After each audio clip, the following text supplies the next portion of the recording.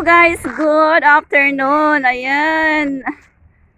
Ayan, nandito ako ngayon guys sa bukid o farm. Ayan. So, ayan, kasi nga guys ay New Year ngayon. Dito kami mag-celebrate ng New Year. So, dito sa farm. So, ayan guys. Ayan. So, ayan guys, oh.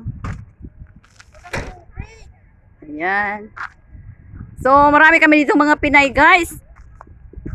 So, ang malamig ngayon ang panahon, pero ayan, okay lang.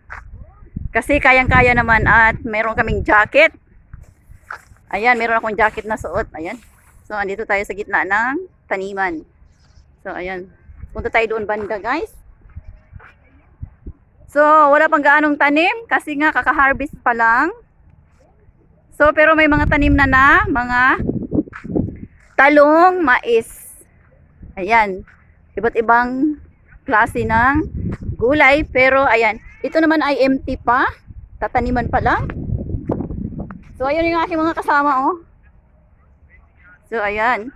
So, punta tayo doon, guys, sa talong. O, diba? Ayan. So, manguha kami, guys, ng talong. So, mamaya. Ayan. So, ngayon dito, guys, ay hapon. So, pero madilim-dilim na.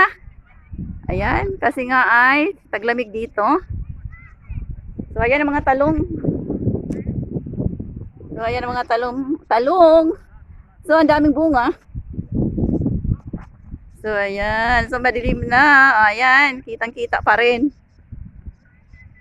Ayan. So, ayun doon yung greenhouse. So, ayan ang greenhouse. So, ayan guys. So, punta tayo dito sa gitna ng talong.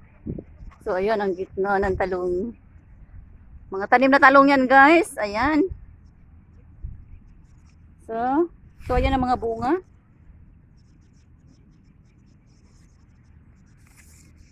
So, ayan, maliliit pa ang mga bunga.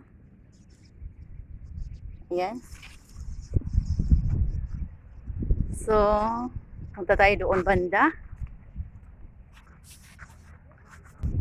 So, ayan guys, mga gulayan yan. O, di ba? Ayan, medyo makulimlim na dahil nga taglamig. So, yung mais ay maliliit pa. So, punta tayo doon sa maisan. Ayan. So, guys. So, ayan guys, mga mais yan. Pero, maliliit pa. So, ayun doon banda, may mga sibuyas din. So, tingnan natin ang mga sibuyas, guys. Ayan, ang paborito kong dahon ng sibuyas. Ayan.